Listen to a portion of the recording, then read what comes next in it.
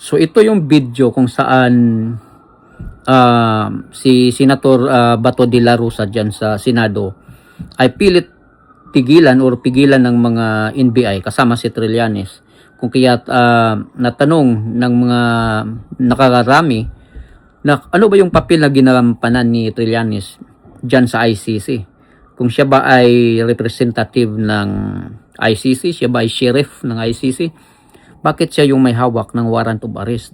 At saka maraming katanungan na bakit nila pilit gagawin or gagamitin yung pagpapadala nila kay Tatay Digong, which is questionable, at saka hindi naman local court.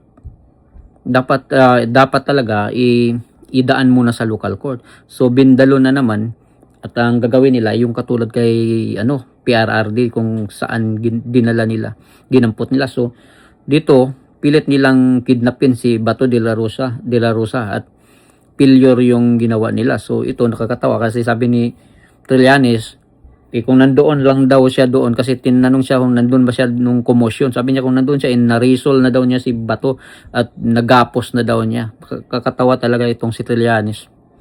Ang yabang niya, pero huwag kang mag-alala. Pagdating ng 2028, ikaw naman yung magapos. So, iting warrant, no? Saan siya?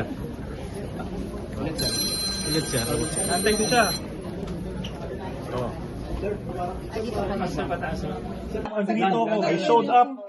Tinamon niya ako, nasamahan ko yung mag-arresto sa kanya. Nandito ko ngayon. Sir, yung reaction ng mas natin, dapat siya yung gulaw, dapat gulaw po kasi. The NBI version na. Hindi naman ako yung nagpapakain ng libo-libong Pilipino siya eh. Si Senator Sir, bakit kayo nandito kasama yung NBI? Sige, sir. Bakit kayo nandito? Sir, stop lang Nandito saglit. ako dahil sinabi niya on national TV na samahan ko daw yung mag-aaresto sa kanya. So, nandito ako ngayon.